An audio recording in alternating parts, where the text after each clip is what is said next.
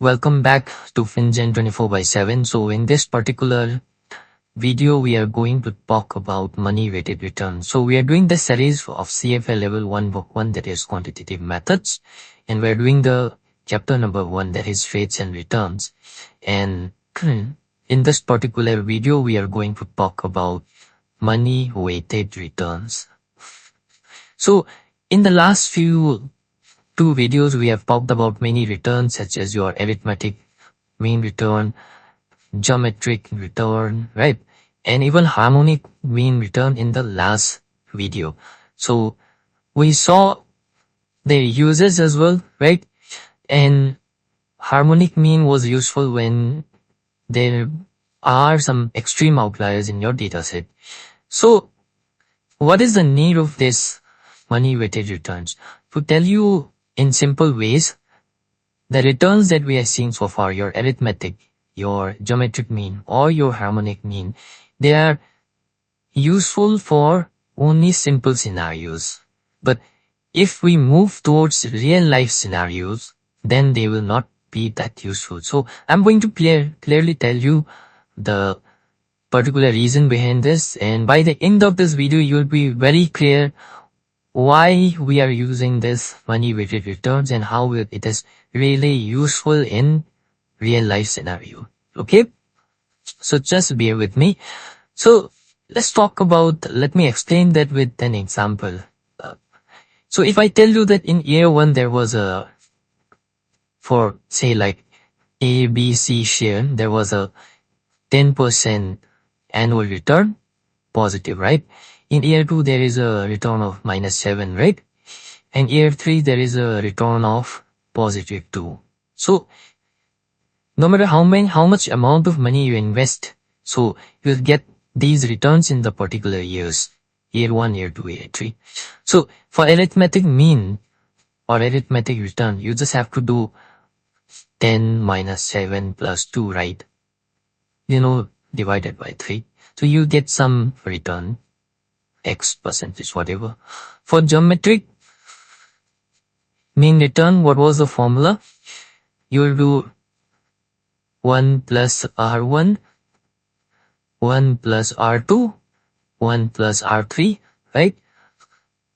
Under cube, because 3 years, right? 1 year, 2 year, 3 year, and then -1.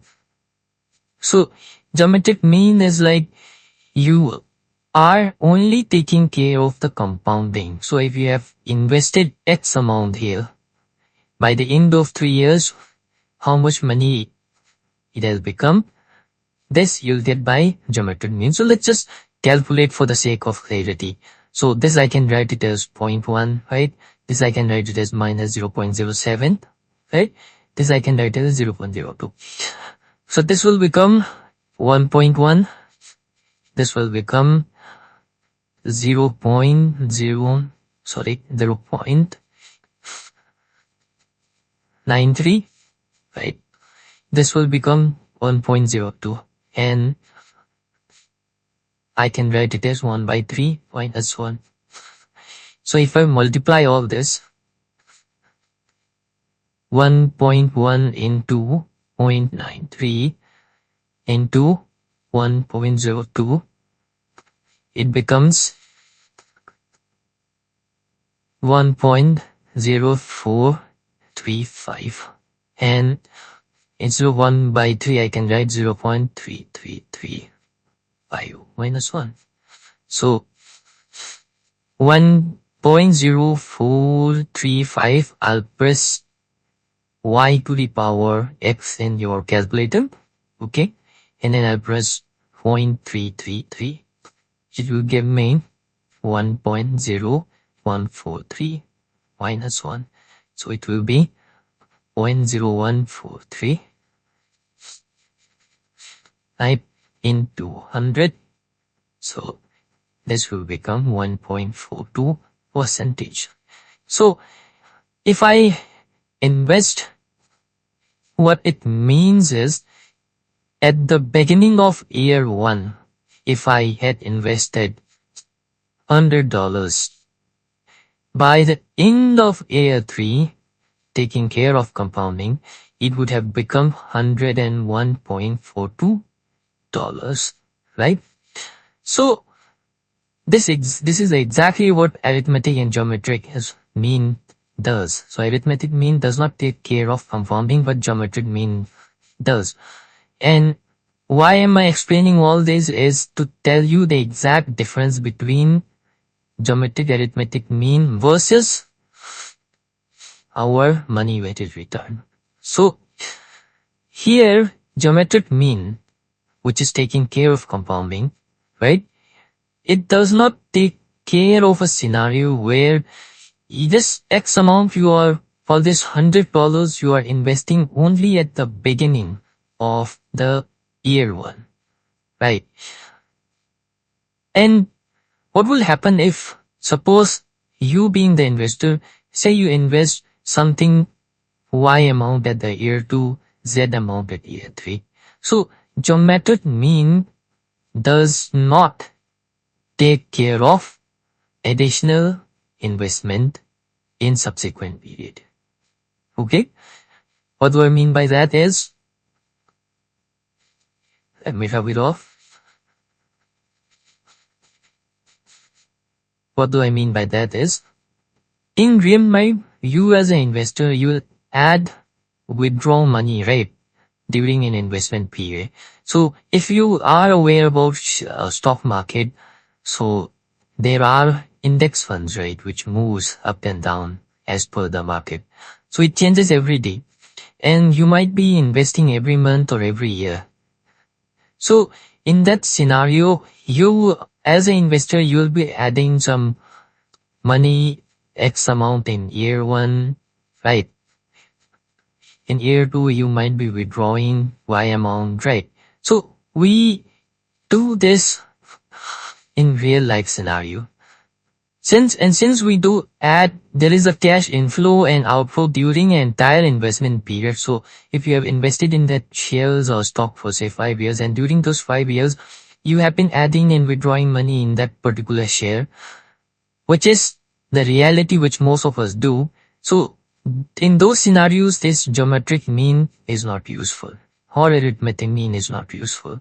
So geometric mean is only useful when at the beginning there is X amount and some annual returns are given, year 1 return is given, year 2 return is given, 3 year is given, and we just want to take care of the compounding, and this initial investment, we just want to know by the end of 3 years or 4 years, we want to see how much is the percentage profit or how X is become what exactly, right? But if we are investing in between or taking off money in between, geometric mean cannot handle that. So that's when this money weighted returns comes into picture. I'm so sorry for taking such a long time to explain this, but above all the calculations and all, calculations will be very easy. I'm repeating it again. Calculations are going to be very easy, and I'm going to explain it to you in a very simple manner. What is more important is you understand why we are doing what we are doing. Okay? So I hope you have now at least grasped the concept. So by the time we are doing several examples and all in this particular video, everything will be clear.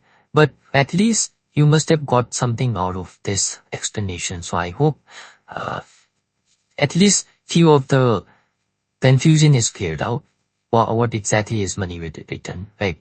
So arithmetic and geometric return computation does not account for timing of cash flows in and out, cash inflow, cash outflow of the portfolio. So it does not consider this, and it does not compute. But in real life, what we do, we add and we withdraw money from during our investment period. So in our case, if we want to know the actual returns, then we are going to use money weighted return. Okay? So, and the formula of money weighted return is exactly the formula of internal rate of return. And you might ask me, what exactly is the internal rate of return? Okay, what exactly is the internal rate of return? So as for the CFA curriculum or the CFA book, I'll just read it out to you. So internal rate of return is I'll just write it. IRR as per CFA is the discount, and I'm going to explain it to you, is the discount rate at which the sum of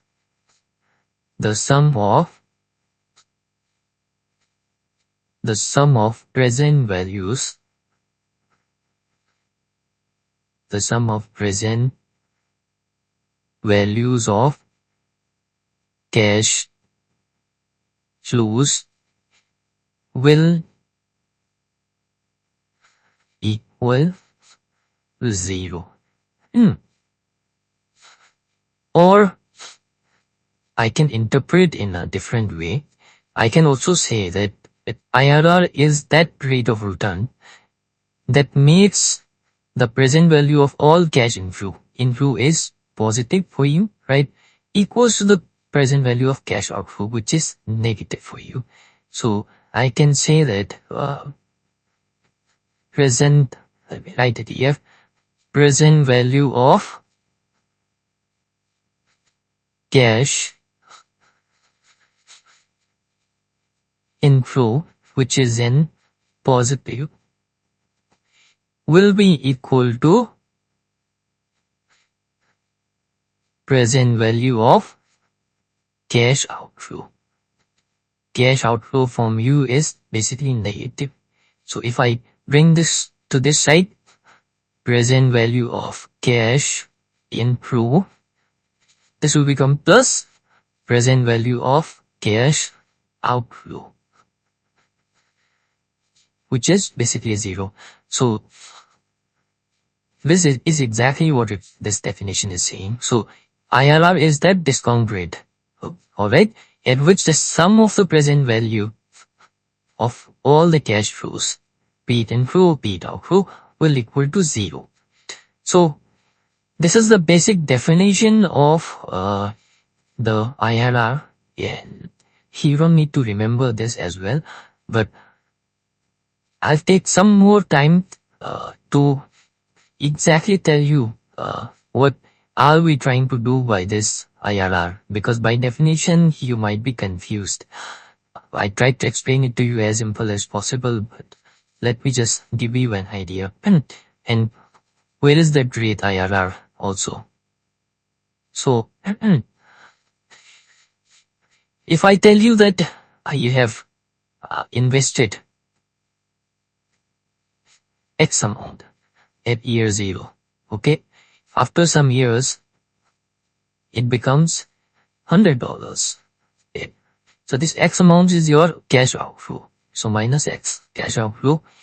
If you retrieve this money, it will be cash inflow. Okay.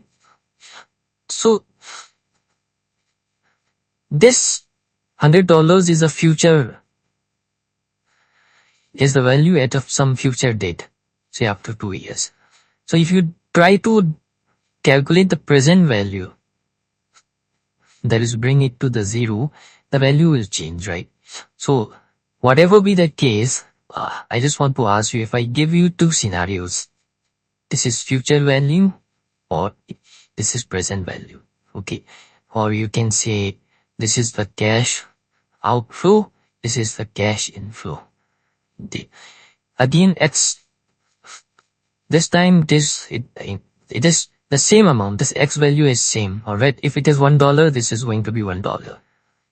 This $1, this is going to be $1. If this is $5, this is going to be $5. Same value, X. After 2 years, it becomes $200. So, in which case, there is a higher return. You would say 200 in scenario 2 or example 2, we are getting higher return. So, return is higher in here. So, IRR is nothing but when you try to convert this cash inflow in the future value and bring it to the present value, you use this R, and this, since you are discounting it to the present value, bringing it back, we call it discount rate. or we call it internal rate of return. Internal rate of return is this R. So this R will be higher in second scenario. Okay. So if this is R1, if this is R1 and if this is R2 for the same amount of money and for the same amount of time, for example, your R2 will be higher, or you can say IRR for the second scenario is going to be higher. So if you want to take something out of it, just assume this, that just know this, that we will always prefer higher internal rate of return when you are given two choices to invest in. You want to invest in scenario A or you want to invest in scenario B. So you'll always choose scenario B because it has got higher internal rate of return. Okay, I hope this is also clear. And now let me show you the formula of internal rate of return. And so internal rate of return would be, I gave you just easy understandable examples so that you can understand, but in real life it will be something like at point 0 there will be some cash flow, could be inflow outflow. At year 1 there will be cash inflow outflow 2, so there will be multiple cash flows. Okay, so if such a situation is there, then the formula is summation, right? From 0 period till t, cash flow t, okay, 1 plus IRR to the power t is equals to 0. When we sum it, it should equal to 0. So we want to find out this IRR. So if you find out this rate, then you already have your money weighted return. Okay, and why is it like money weighted return? That also we are going to talk about. So this is the basic formula of your internal rate of return, or I could also write it something like this. C cash flow 0, 1 plus IRR to the power 0. Anything to the power 0 is always 1. Just remember it. Okay. This value will be 1. Denominator will be 1. Plus cash flow 1. 1 plus IRR 1. Cash flow 2. 1 plus IRR to the power 2. Right. So this will go on. It will be equal to 0. Okay. This is the basic formula of IRR, and we are trying to find out this return, discount rate of return, or you call it internal rate of return. This is what we exactly want to find out.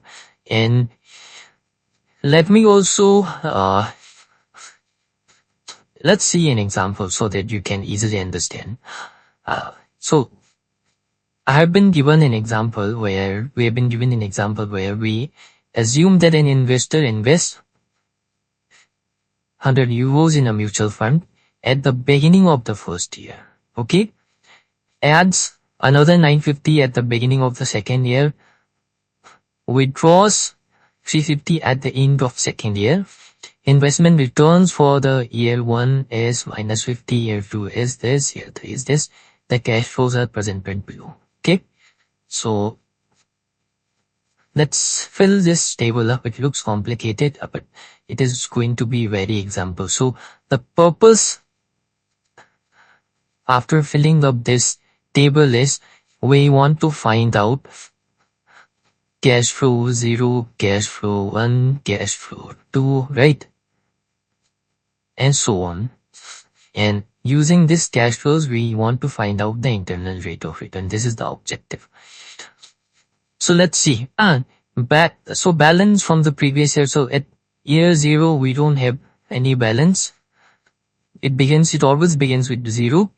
And you can see new investment by the investor. Okay. So investor invests 100 euros in a mutual fund at the beginning of the year. So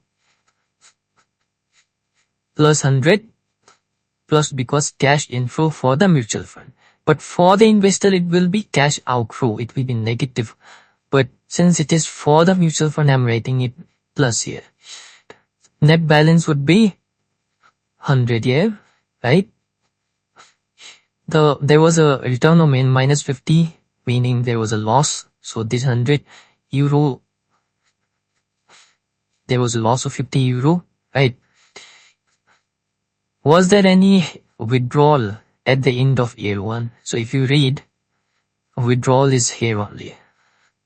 This is at the year 2. So there was no withdrawal at the end of the year 1. So zero withdrawal. So balance at the end of year 1 is, the beginning was 100. There was a loss of minus 50. So 50 remains. So this 50 will carry it here. Okay. Was there a new investment at the beginning of the year? 950, another 950 was invested at the beginning of year 2. So I'm just going to write plus 950. So net balance becomes 1000. There was a return of positive gain of 35%. So 1000, it will be 350, right? We saw that there was a withdrawal of 350 at the end of year 2. So withdrawal at the end of the year 2 minus 350. So your beginning balance was 1000, gain was 350, but you withdraw 350. So ultimately by the end of the year you only have 1000 again. So this 1000 will go up. Was there a cash investment at the beginning of year 3? There is nothing mentioned. So no money was invested here. Net balance will be 1000. 27% gain, so 270. This 27 will be on this 1000, right? Was there any withdrawal? There was no withdrawal, as you can see. So zero withdrawal. So it becomes 1270. Okay. Now we have filled up the table. Let's see what is CF0, cash flow 0, cash flow 1, cash flow 2. Okay. And this 0 does not depict year, or this 1 does not depict the year 1, or this 2 does not depict year 2. It does not. What exactly it depicts is, 0 means at the very beginning. Okay? At the very beginning of whatever year. 1 means either at the end of the year, because this 1 actually depicts the distance. So the end of the year is like almost 1 year distance, right? Also, the beginning of year 2 is like 1 year distance. So end of the year is also CF1. Beginning of the year is also CF1. Okay? Do not try to calculate it now. I'm going to explain this. Focus on the concept, alright?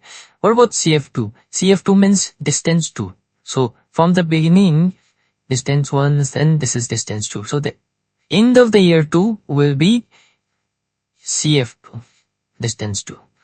And also the beginning of the year 3, because 3 years, beginning of the third year, right? So the beginning of the third year is 2 years apart from the beginning of the year 1. So the end of the year 2 and also the beginning of the year 1, year 3 are CF2. I'm repeating it. 2 shows the distance. So the end of the year 2, because 2 years distance, will be considered as CF2. Also the beginning of the year 3 will also be considered CF2. Similarly, the end of the year 3, whatever is there, end. So 3 complete years have passed. So this will be CF3. The beginning of the 4th year, beginning. So it just began. So this will also be 3 years apart. So this will also be considered as CF3. Hope at least this much is clear. Now coming to the computation of CFs. CF, we are not bothered about this gains and loss because that will be taken care by the IRR itself. Okay. As the name suggests, we are only bothered about the cash flow. So where exactly is our cash flows happening? Point B, new investment by the investor, right? And withdrawal. So only in the B and F and the actual cash flow is happening. So we just need to focus on these two. Now let's see the exact calculation. So if I write CF0, which is the beginning distance 0, there was an inflow of 100 euros or dollars. I forgot. 100 euros. So at the beginning of the year, distance 0, there was an inflow of 100 euros. Okay. Is it in millions? Whatever be the case. So 100 euros was the investment or cash inflow, but we want to calculate it from the point of view of the investor.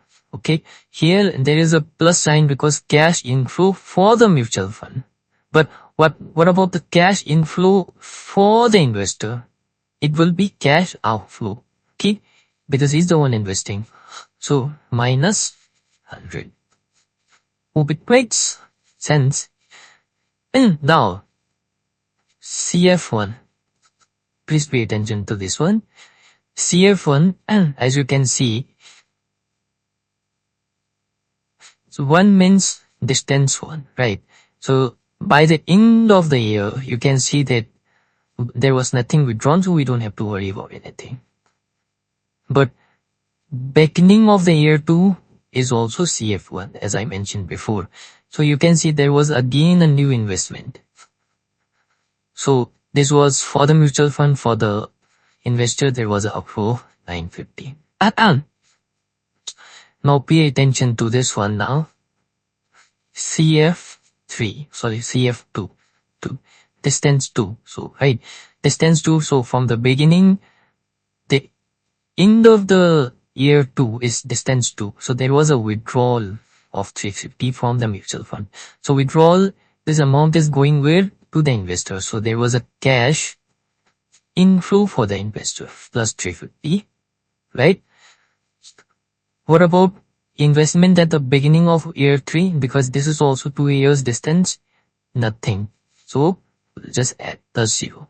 Now here, just again, let me clarify. If he had invested, say again 100 euros here, then I have to deduct 100 because this is cash outflow for him. This is cash outflow for him, so I have to deduct. But in our real example, there was 0 investment, so we don't have to do anything. So CF2 we also got. Over about CF3 is nothing but, since we are talking about 3 years investment period, so the third year, by the end of third year, this is the ultimate amount. So we are assuming, always will assume that this amount is taken out by the investor. So there was a cash inflow for the investor 1270. So now we have got the cash flows for each period, and now we can calculate. Now we can calculate our internal rate of return. And so for the calculation of IRR, we are going to use our financial calculator. In this case, I'm using this Texas Instrument BA2 Plus professional calculator. You can use a normal BA2 Plus calculator as well. It would be almost same. There will be very negligible difference. So using this, let's see how can we calculate. But let me tell you basics about the scientific calculator. So the financial calculator here. So I have set it in 4 decimals, as you can see. You can set it also. I'll pin how to do it. I'll just pin down in the comment section below, and you can do it to set it to 4 decimals. But for this, we are going to use few buttons. Like we are going to use this CF. If you can see, I'm just pressing it, this CF button. So this is basically cash flow, and we are also going to use the second button, the one in the blue.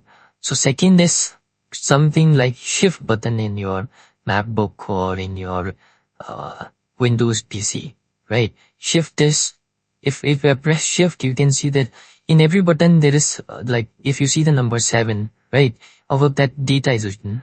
So every key has got 2 functions. So if I press second, so it is going to highlight the second function, which are blue in color here. Okay. So for our calculation, the very first in every calculation which we are going to do is we are going to click CF, which is cash flow, because we are dealing with cash flow, right? And we are going to press second, that is shift. Then there is something called at the bottom clear work. We are going to click this clear work. So clear work, if I didn't press second and if I just did CE, right? CE or C means just you are clearing one entry. Okay, I don't want to go into the detail. I can show you example, no issues about it, but let's keep it simple and short. So if once I press second, I'm entirely clearing the previous worksheet which was saved in my calculator, because your financial calculator saves previous data. So I'm just clearing everything out. And we are also going to use something called this IRR button. I'm just typing in IRR. And lastly, we're also going to use something called CPT at the top left, right? CPT is basically compute. So IRR is your internal rate of return. So let's start. So as I mentioned, before we begin, we have to press few button. That is, first we are dealing with cash flow. So CF we'll press second. Okay. Then we'll clear work. So now it clears everything out. Okay. Now, cash flow 0, as you can see, is minus 100 euros here. So I'm just going to press minus 100, right?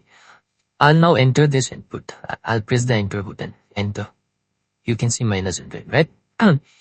Then I'll press down button.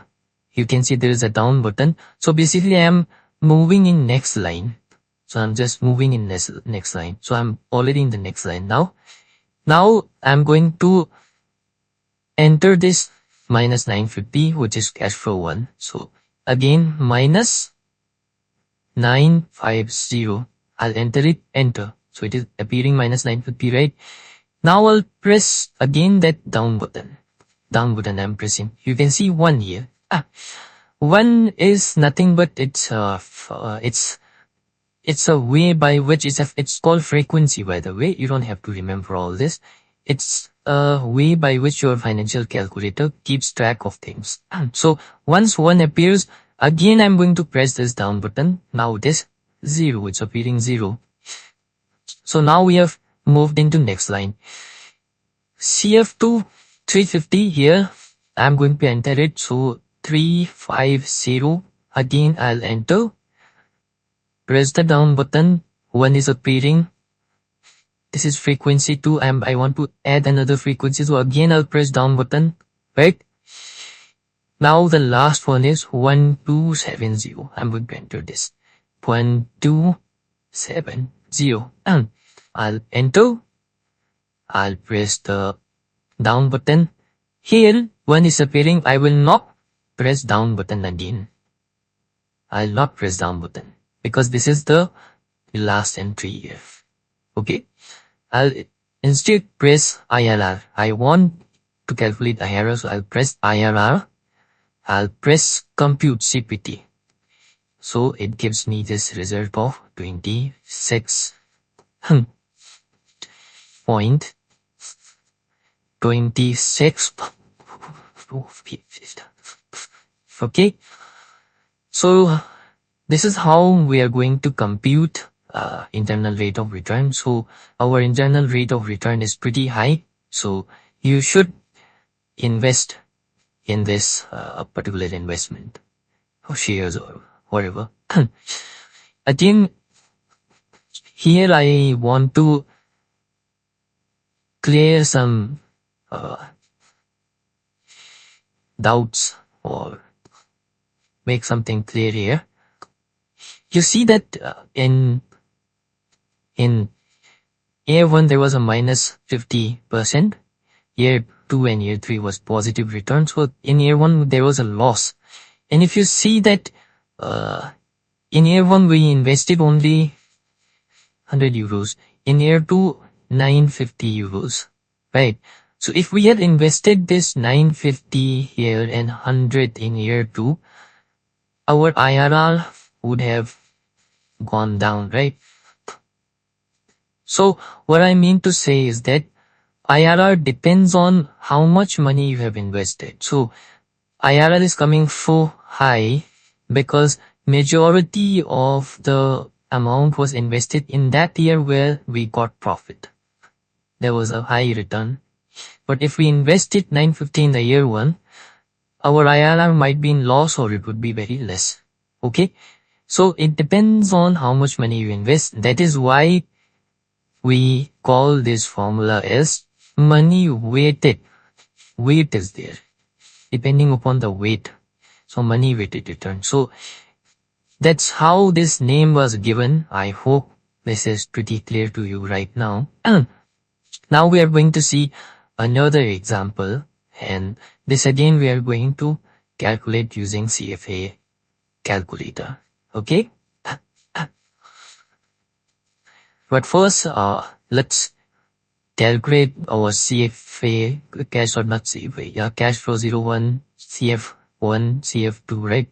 So it is saying, considering investment that covers a 2 years horizon, okay, 2 years is at time t is equals to 0. That is at the very beginning, the investor buys USD 200, okay? So at the very beginning, CF0, the investor buys a share worth 200 USD dollars. So there was an outflow of 200. At T is equals to 1, he purchased an additional share at the price. Here we are not talking about the beginning or end, okay? So this is more simpler. At T1, he purchased additional share. So again, he purchased this share at this price. So 225. Okay. At the end of the year 2. So CF2. Okay. He sells both the share at 235. Sells means money will come back to him. So positive 235 into 2, which will come out to be $470. During both the years, the stock pays a dividend of 5 per share. At the T equal to 1, dividend is not reinvested. So money is, whatever dividend he's getting, he's taking that dividend out. So what I can say is that at T is equals to 0, here T is equals to 0, he bought this, and by the end of the year, he must have got this 5%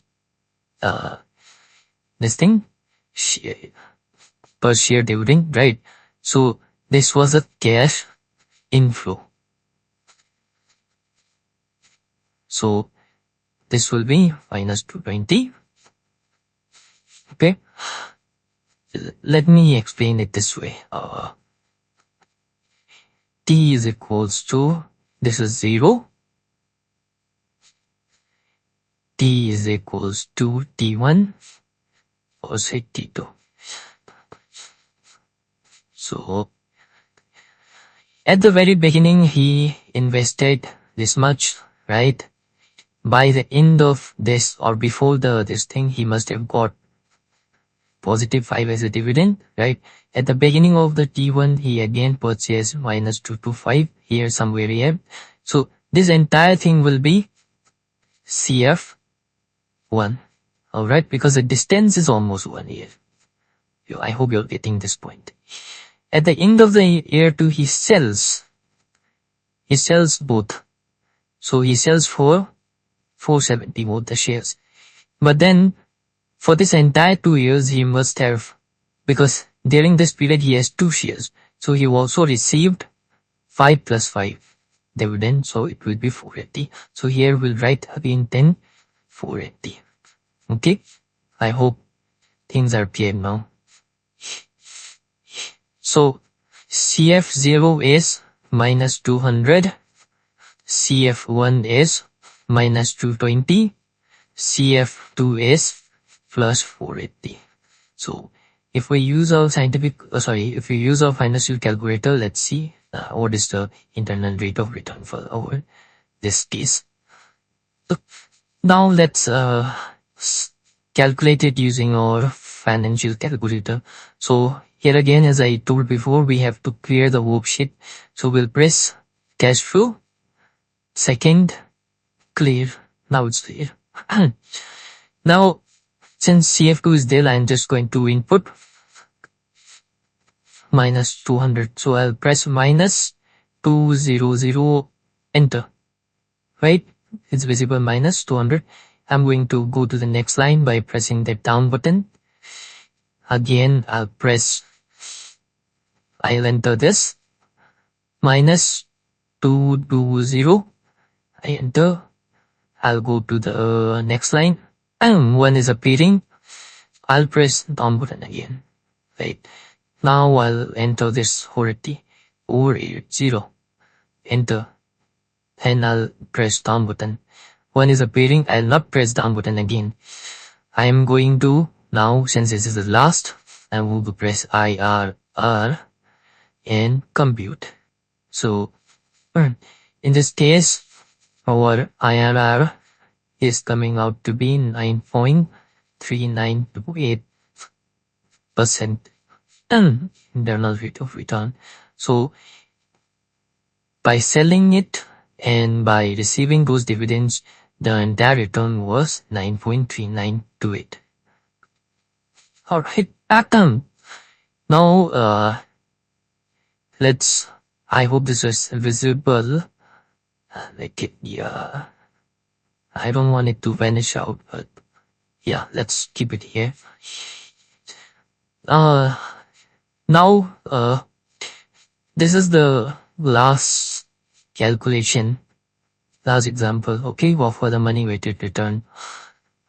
I want you to practice along with me as much as possible, because by practice only you will be able to run it better. And so, Ford and his wife. So this is a similar example which is given in your CFA book, not exactly the same data. It's similar to that. So if you solve this question, I want you to go back and try solving the example number 8. Okay?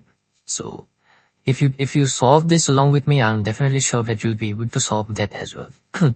So Ford and his wife are evaluating the performance of a mutual fund over 5 years period.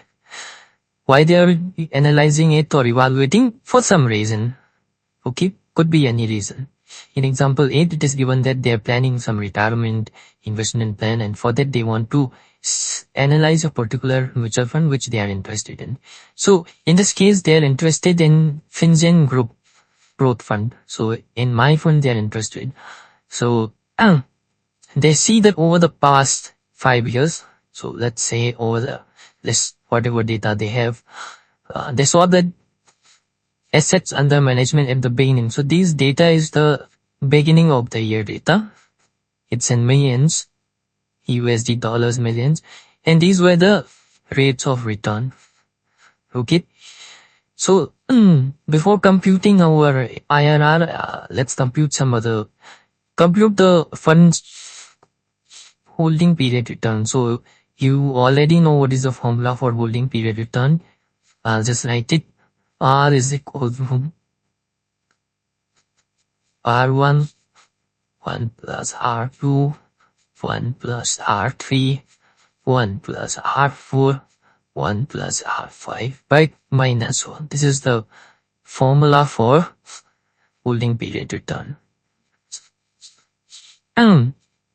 So this one I can write, this return I can write it as 0.12. This I can write as minus 0.04. This as 0.09. This as 0.14. This as 0.05. Right? So this will be 1.1.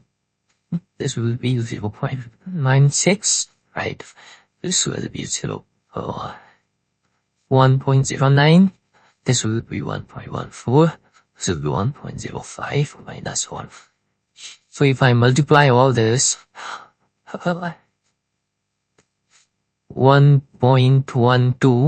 into 0.96 into 1.09 into 1.14 into 1.05 is equals to minus 1. Okay. N by 100. So it is giving me percent return.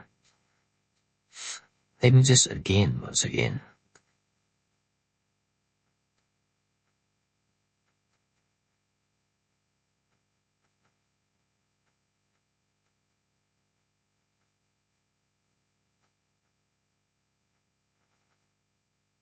Yeah, this is the holding period return.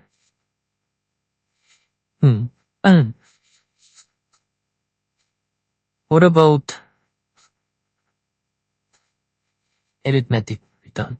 So arithmetic return is you just have to, I'll just do it here itself. You just have to add these. So 12 plus, so it is 12 minus 4, then plus 9 plus 14 plus 5 equals 36 by, since 5 years, by 5. So arithmetic return is coming out to be 7.2%. Holding is best. Okay. And holding is the return for holding it for the entire 5 years. This arithmetic is like annual return, per year return. This is not per year return. Holding is not per year return. This I have explained you before as well.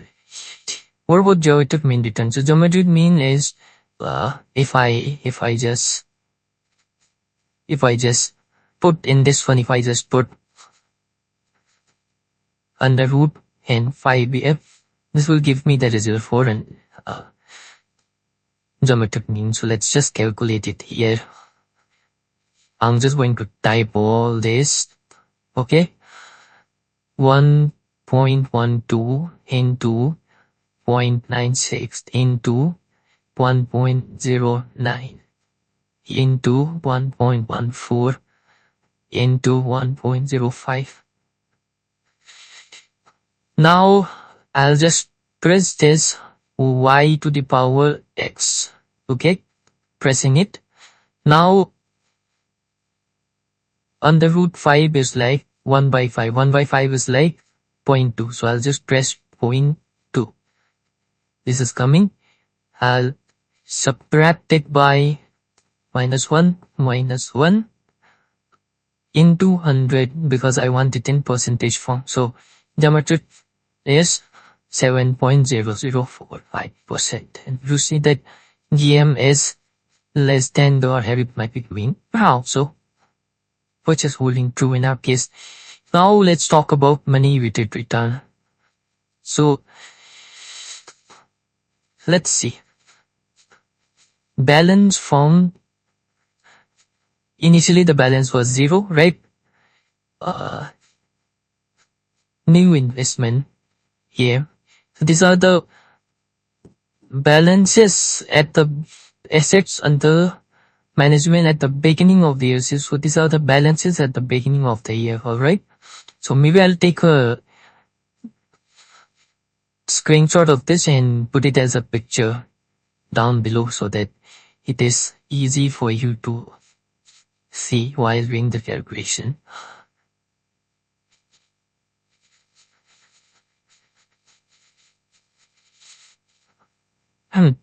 I'll put it somewhere in the corner maybe, okay? I'll just make it smaller so that there is space. So at the beginning of the year, since at the very beginning this money came from where you invested, right? So 25, okay? There was nothing because there was nothing withdrawn. So it remains 25. Just follow along. There was a 12% gain on this beginning balance. So 25 into 12 percentage is there was a gain of plus 3 million. So beginning balance was 25. There was a gain of 3 million. So at the end of the year, there was 28 million. So this 28 at the close of the year appears as the beginning of the year. Okay. And you can see that this opening balance, the one which is getting carried over here, 28, is becoming 38. That means there was a net investment of 10 million more by participants in the market or some other players. Okay. Withdrawal 0. This I'm doing it thus from the data. So now 28 becomes 38. And there was a loss of 4%, which is coming out to be minus 1.52 million loss was there. So if I subtract from 38 minus 1.52, at the end of the year, the FinGen group had 36.48 million. So this gap carried over here. So actually 36.48 should have been there as a net beginning balance. Okay. But only 18 is there. So money was withdrawn. So 36.48 minus 18. How much money was withdrawn? 18.48 was withdrawn, or 0. Or it could be a combination of, say, I don't want to bother with, there could have been some X amount of investment and there could have been Y amount of withdrawal. But to make it simple, I've written just like this. There could have been X amount of investment, there could have been Y amount of withdrawal, but the net of this, there should have been a deduction or minus of minus 18.48. We get the point.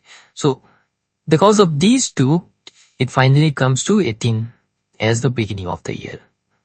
As you can see in the picture, which I have pasted, right? Or if I drag up, right? At the beginning of the year, it was 18 million. And on this 18, there was a 9% of profit.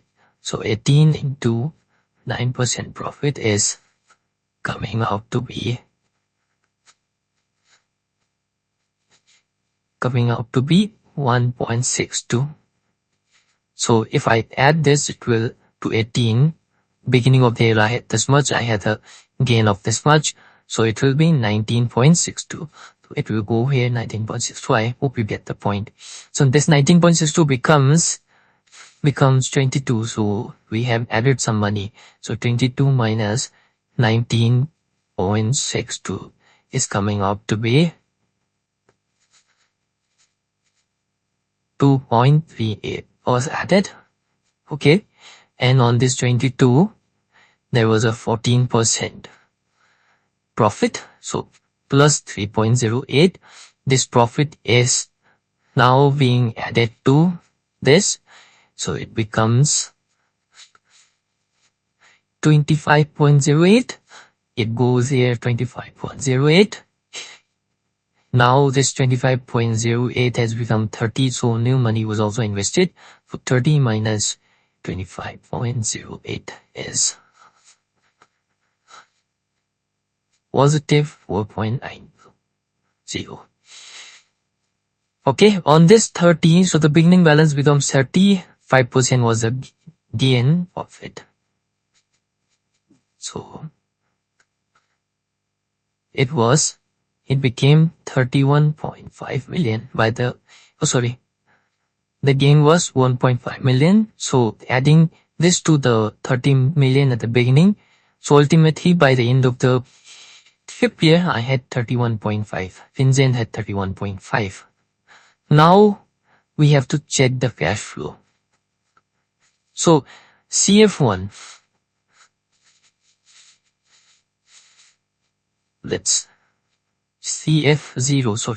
CF0 would be, I'm only bothered about cash inflow and outflow, actual cash inflow and outflow, okay? I'm not bothered about the gains and losses here because this is taken care by what again? So I'm bothered about new investment or withdrawals. And at the end of the year, I do not see any cash inflow or outflow. Okay, only the gains and loss, which I told you is already part of IRR. So I only have to focus on B and C. So CF0, there was an initial investment of 25 millions at the beginning of the year, right? So somebody must have invested it. So if you are the only one who invested, so it would be my cash outflow for you. What about CF1? CF1 would be, I'm bothered about B and C only. So second year beginning is like, beginning of the year is like 1 year apart only, right? Distance is fun. So I see that there was a cash inflow of 10. For investor, it is cash outflow. What about CF2? There was a cash outflow from FinGen, so it must have gone to the investor, so it would be inflow for the investor. What about CF3? This minus 2.38. I hope you get the point. And CF4 is minus 4.92. And lastly, CF5. I will assume that this is the in period for FinGen and investor is taking off all the money. So positive 31.5 is being taken out. So initial began with minus 25, ended up with this thing. Investor put in this money and at the end, he got this much money out. In between, many other cash flow happened. So for that, if I want the internal rate of return, so this is asking, they wanted minimum 5% of annual rate of return. Is it greater than 5? Let's see if it is greater than 5. So to do again, I'll press CF, second, okay, and then clear work. Now it is clear. I'll enter this minus 25, so I'll press minus 25, enter, it is appearing as minus 25, right? I'll press the down button. Now I'll press minus this one, okay, 10, enter, it is appearing as minus 10, right? I'll press down button. Since one is appearing, I'll just press the down button. Now I'll enter this one, 13.48, enter, down button, again down button. Now this minus 2.38, enter, down button, again down button. Now this minus 4.92, enter, down button. again down button, and now lastly this 31.5, enter down button. Now since this is the last entry, I'm not going to press down button again, I'm just going to press IRR. So IRR compute. So our INR is coming out to be 5.69%. So this is greater than 5%, and so they can go ahead with this investment. So this is exactly what and how we compute money weighted returns, and I know it was a little bit difficult, and I'm pretty sure that it might have been a little bit difficult for you to understand, considering the understanding of the concept, considering also the considering learning the calculation part in the calculator. So this just needs repetition, nothing as such. And if you repeat more, you'll also surely understand what exactly we are doing it and how we are doing it. So I want you to repeat this video once more, maybe after 2 days or 3 days. And in between that, I want you to go ahead and solve the example number 8, which is very much similar to our case here.